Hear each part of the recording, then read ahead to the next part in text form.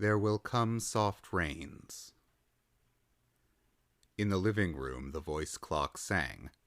Tick-tock, 7 o'clock, time to get up, 7 o'clock, as if it were afraid that nobody would. The morning house lay empty. The clock ticked on, repeating and repeating its sounds into the emptiness. 7-9, breakfast time, 7-9. In the kitchen, the breakfast stove gave a hissing sigh and ejected from its warm interior 8 pieces of perfectly browned toast, 8 eggs, sunny side up, 16 slices of bacon, 2 coffees, and 2 cool glasses of milk.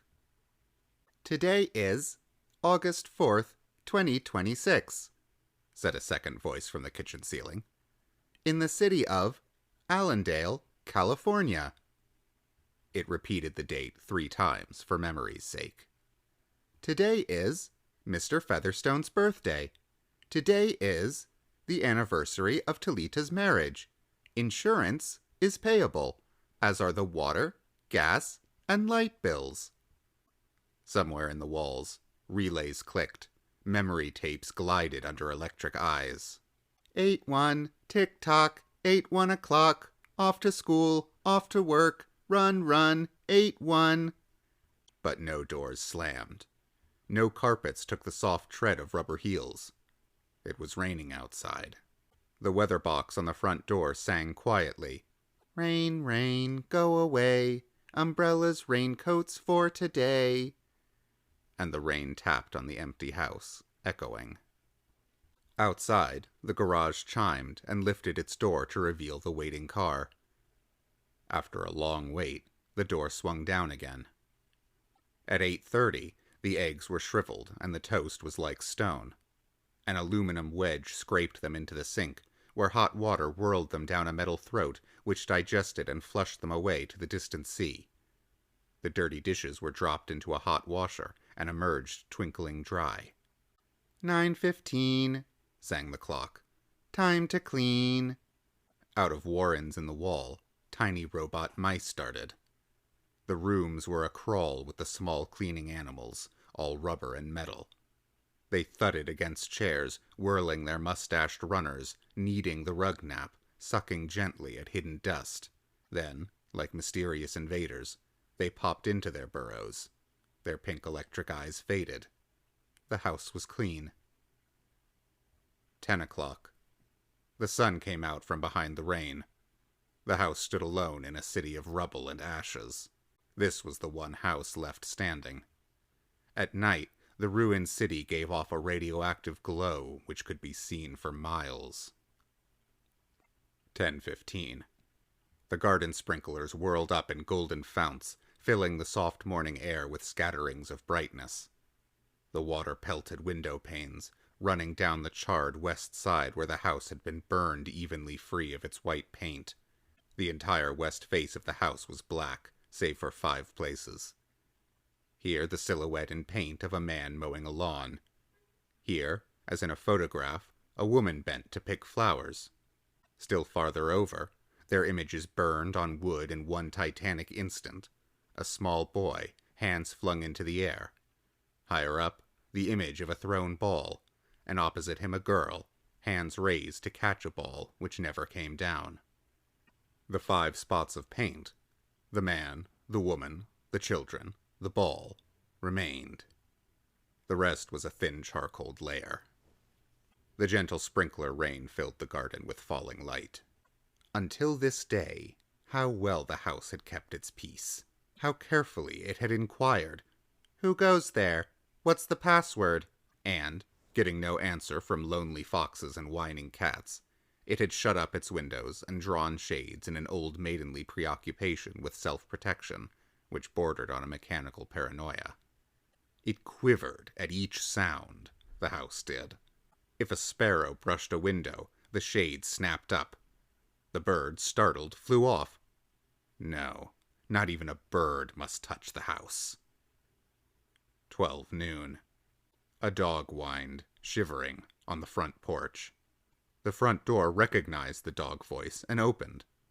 The dog, once huge and fleshy, but now gone to bone and covered with sores, moved in and through the house, tracking mud.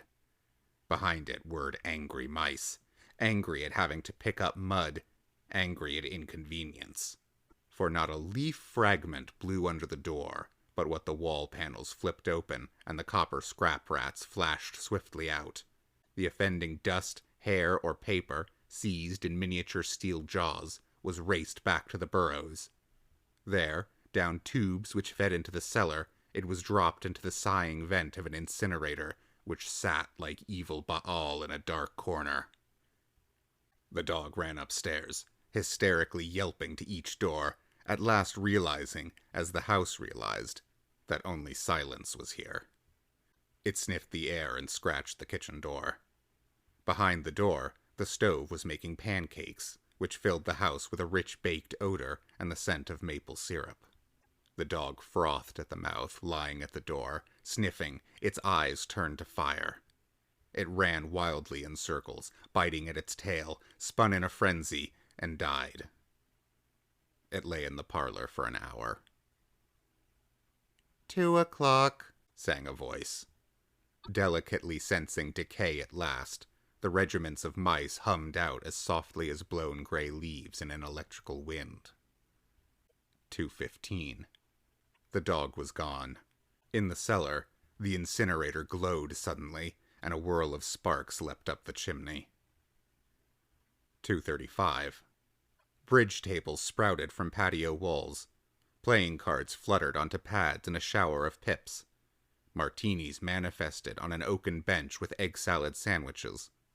Music played, but the tables were silent, and the cards untouched.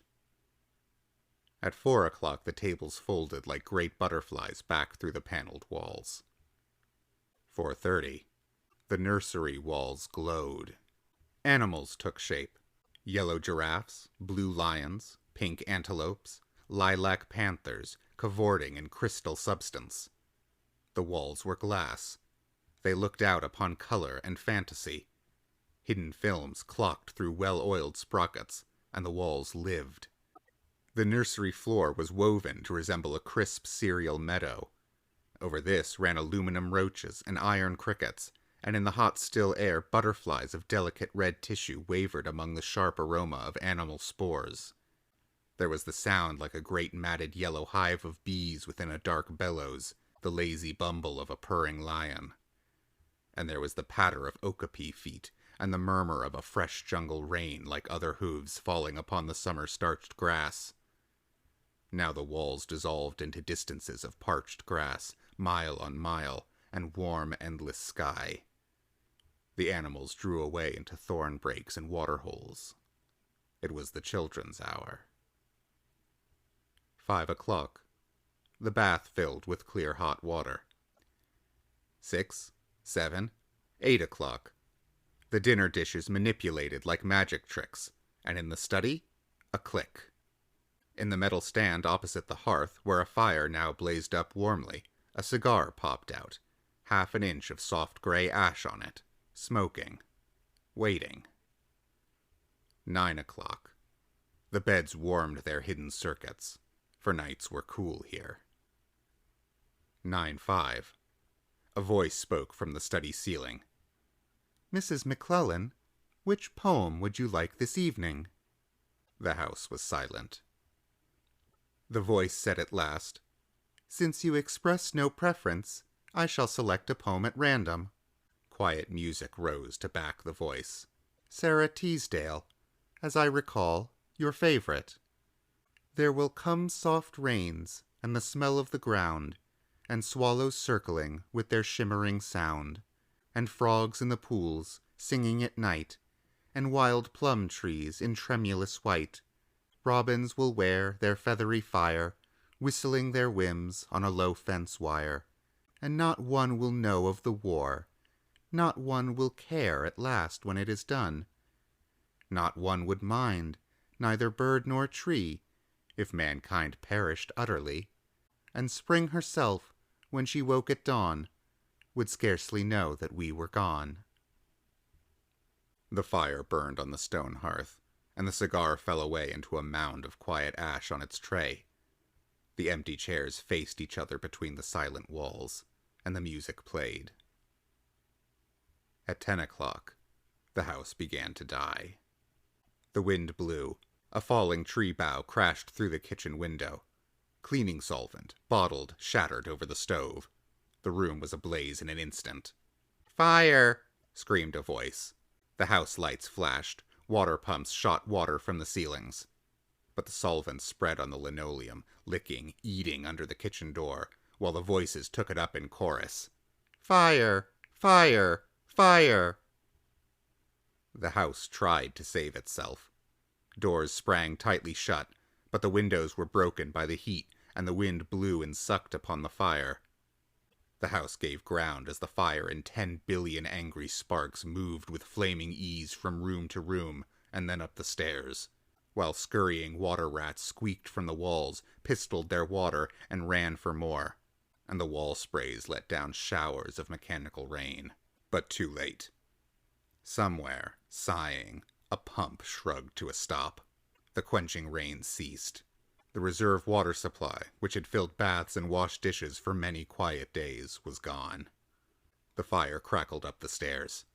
It fed upon Picassos and Matisses in the upper halls, like delicacies, baking off the oily flesh, tenderly crisping the canvases into black shavings. Now the fire lay in beds, stood in windows, changed the colors of drapes. And then reinforcements. From attic trapdoors, blind robot faces peered down with faucet mouths gushing green chemical. The fire backed off, as even an elephant must at the sight of a dead snake. Now there were 20 snakes whipping over the floor, killing the fire with clear cold venom of green froth. But the fire was clever. It had sent flame outside the house, up through the attic to the pumps there. An explosion. The attic brain which directed the pumps was shattered into bronze shrapnel on the beams. The fire rushed back into every closet and felt of the clothes hung there. The house shuddered, oak bone on bone, its bared skeleton cringing from the heat, its wire, its nerves revealed as if a surgeon had torn the skin off to let the red veins and capillaries quiver in the scalded air. "Help! Help! Fire! Run! Run!" Heat snapped mirrors like the first brittle winter ice, and the voices wailed, "Fire! Fire! Run! Run!" like a tragic nursery rhyme. A dozen voices, high, low, like children dying in a forest, alone, alone, and the voices fading as the wires popped their sheathings like hot chestnuts.